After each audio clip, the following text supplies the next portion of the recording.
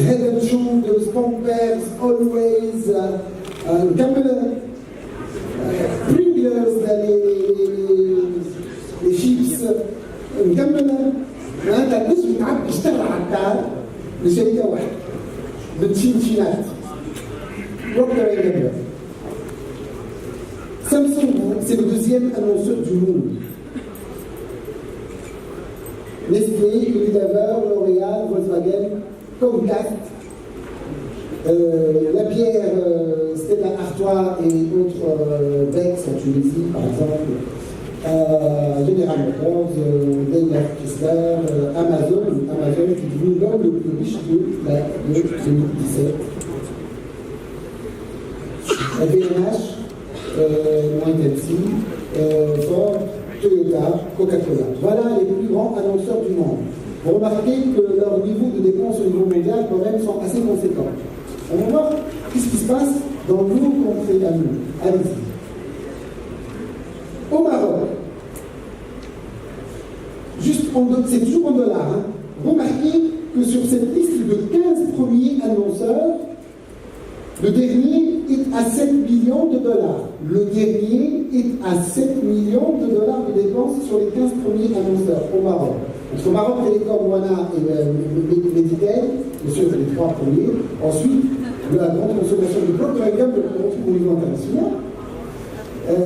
Tijari Wafa Bank, imaginez une banque en Tunisie, ça c'est les médias qui sont ici dans la salle, savent de quoi je parle, et certaines banques qui sont présentes ici dans la salle, que le secteur bancaire en Tunisie dépense autant. Et c'est des plus puisqu'ils sont 30 fois plus nombreux que nous.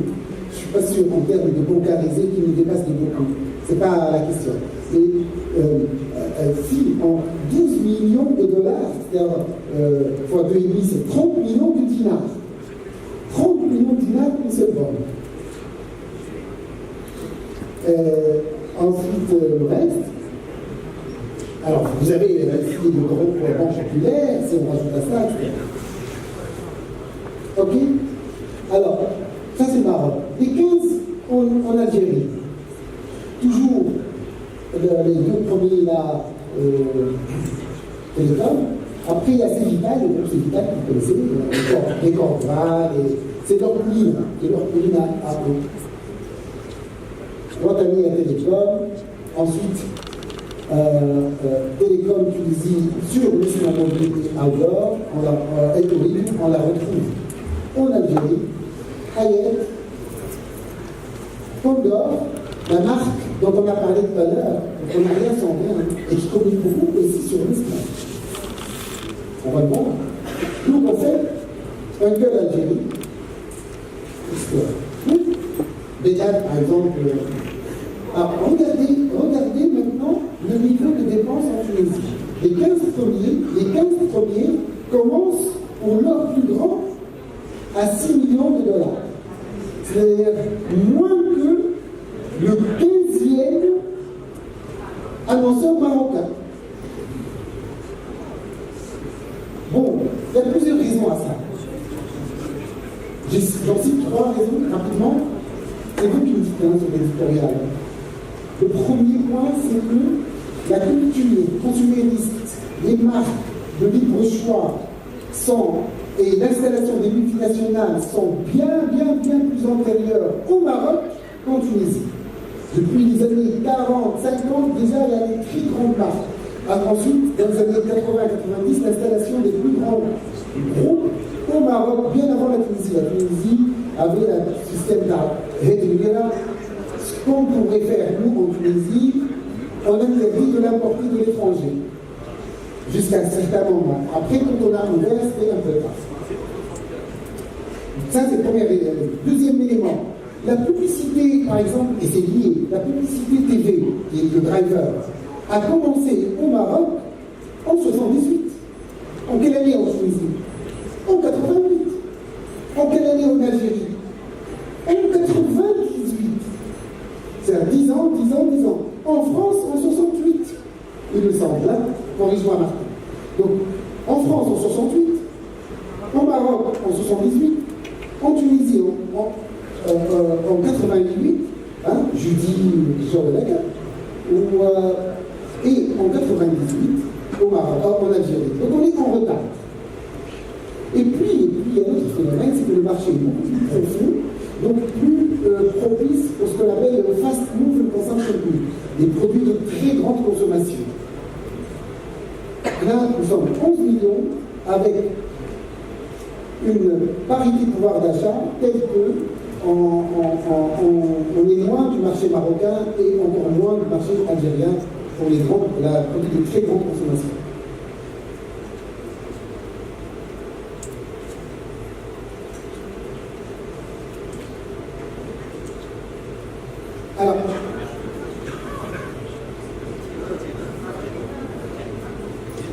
Alors, on fait un petit exercice de comparaison. Comparaison n'est pas raison, mais quand même. Nos PIB respectifs en dollars. Nos parités de pouvoir d'achat, j'ai expliqué tout à l'heure cette notion de parité de pouvoir d'achat. Combien nous sommes? 11,5 millions en Tunisie, 36 millions en Algérie, 42 millions au Maroc. L'investissement publicitaire exprimé en brut, en Tunisie, en Algérie, au Maroc. Rapporté par habitant, combien on dépense sur un Tunisien en pub? Entre 8 et 9 dollars. Alors, bien sûr, si on était dans une configuration complètement soviétique, on a horreur de la pub, on a peur de la pub, on dit ah, la pub, c'est le monstre néolibéral qui se greffe, qui réenchérit encore le coût des produits, etc., etc. Ou alors, on peut regarder la pub comme étant un facilitateur, un marqueur de la liberté de choix et donc de la libre concurrence. Il n'y ait pas des monopoles ou des oligopoles, que quand la pub est là, ça veut dire que le marché est ouvert du choix et donc c'est plus simple. En tout cas, il n'en demeure pas moins qu'en Tunisie, on dépense par habitant 8,6 dollars. Ça, c'est par rapport au KPI. C'est-à-dire si on veut parler de pub dans un pays comme la Tunisie, Algérie, c'est 10. Et au Maroc, c'est 20 dollars par habitant par an. Combien même ces chiffres seraient gonflés par le fait que ça ne comptabilise pas les gratuités, les remises, les taxes, les dégressifs, mais comme c'est comptabilisé de la même manière, c'est-à-dire en brut, on peut comparer. Nous sommes une économie, permettez-le, faussement ouverte.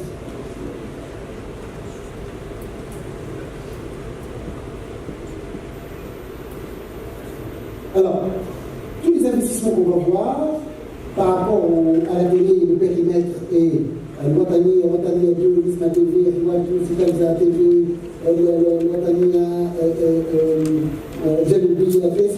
Tous qui sont monitorés au quotidien, tous les jours, tout le temps, facilement. Et pour les... Attends, pardon. Pour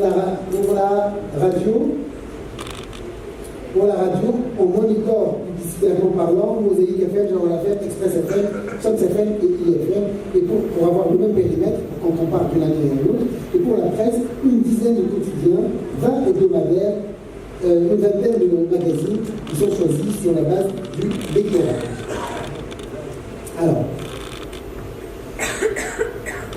Alors voilà la situation pour l'année 2017. Il y a un DGE, 241 millions de dinars d'investissement publicitaire brut, qui cache une réalité dure pour les médias et pour l'écosystème.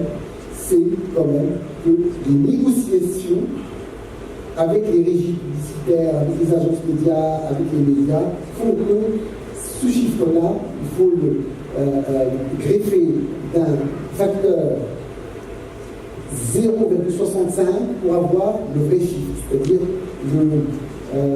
deux tiers seulement sont des recettes publicitaires. Il y a beaucoup de gratuité actuellement, il y a beaucoup d'offres aménagées qui font que c'est compliqué à évaluer en soi, avec le placement des produits dans les émissions, avec beaucoup de facteurs qui font que. Et puis, une petite migration qu'on va voir tout à l'heure vers l'achat d'espace médias dans Facebook, dans Google, dans YouTube. Lui, il croit, je vous dis tout de suite le chiffre, ça inclut de 30% d'achat sur ces espaces, alors que l'achat des bannières dans les sites web tunisiens, que vous voyez tous les jours, n'a pas progressé. Lui, il a progressé au rythme de l'affichage public outdoor classique. C'est paradoxal. Parce que aussi la vente est archaïque. Elle n'est pas coupée par nuit, ça ne va pas au prix, pas à l'engagement, mais plutôt à la semaine, à la 2 semaines, etc. Et parfois vous allez trouver des bannières qui durent 6 mois. On se dit, qu'est-ce qui se passe? Il y a peut-être des échanges, des choses. En tout cas, le marché n'est pas suivi. On a besoin d'une loi sapin.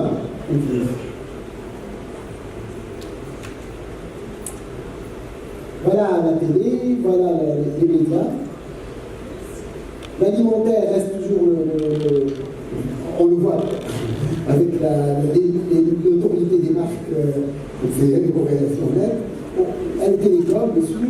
Là, les festivals qui sont en fait, on se demande s'ils payent vraiment. Alors voilà les annonceurs, Tunisie Télécom, Orange. Alors le fait marquant de cette année, c'est que les 3 dernières années où Orange était premier, en fait, il accélérait le temps perdu pour rattraper une place dans le marché. Et il était clairement dans une logique de conquête en termes de ratio share of market et share of voice. C'est-à-dire la share of voice était largement supérieure au share of market.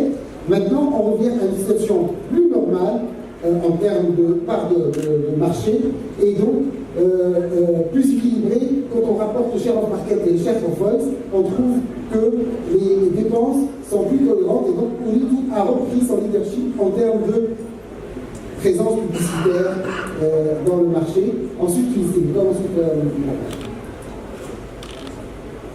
voilà les marques.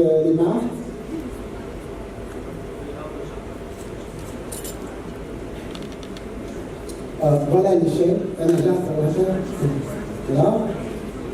Avancez, s'il vous plaît. On regarde. Avancez. Alors, avancez, oui. Alors, la radio a stagné, le marché de la radio a stagné, alors que les dernières années, la radio a toujours. Alors, ça, je le dis, s'il y a des gens de la ALK dans la salle, les exégètes de la chose, genre régulatrice et tout ça.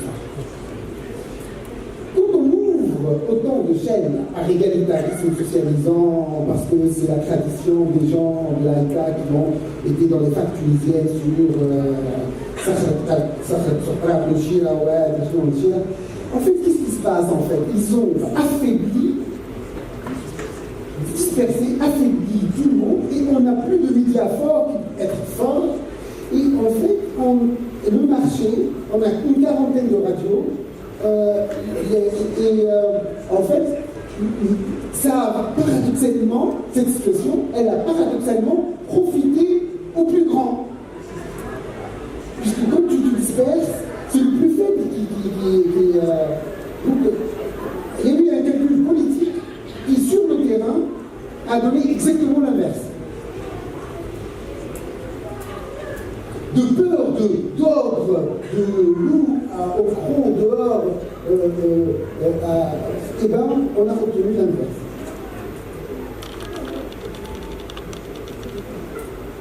C'est des chiffres brutaux. Alors, le plus grand perdant depuis quelques années déjà, c'est bien la presse papier qui a perdu 18%. En fait, il y a un problème de survie. Surtout pour les quotidiens, on a vu quelques-uns qui ont disparu cette année, comme Salir, etc. Et ça, c'est un problème clair. Et il y a. Alors, ça, je le dis, même les médias classiques, les grands, soi-disant, donc Mosaïque, Mosma, etc., ont réussi à se maintenir grâce à quelque chose qui n'est pas visible, c'est la transformation digitale. Parce que Mosaïque, genre la FM, ont les sites web les plus visités en Tunisie. Et donc, en fait, ils ont pu équilibrer la tension sur le marché de vente d'espace média sur le média classique par une offre étouffée à travers leur site web et qui, peut-être qu'ils vont basculer vers le smartphone plus rapidement, ou ils le font déjà, mais en tout cas, parce que 70% passent par les smartphones, en tout cas, c'est ça qu'il faut faire, et l'avenir nous le dira, beaucoup de ces papiers-là vont probablement disparaître. Vous voyez la tendance du nombre d'insertions dans la presse est à la baisse depuis des années. Alors, mémorisation, tout ça on le fait pour les marques d'adhère, on l'a vu, surtout pour la mémorisation publicitaire qui elle-même va créer cette relation, ce pont entre les consommateurs et les marques. Et on voit que Danone a été le premier mémorisé pour l'année. Vous allez trop vite, mais c'est bon. Voilà comment, par exemple, Dennis Danone a performé le long de l'année, souvent premier. Dennis Danone. Vous avez ici un livre qui est toujours présent, c'est la régularité. Le sport mobile est assez fort. Voilà. Tunisie Télécom. GI. Allez-y. Voilà.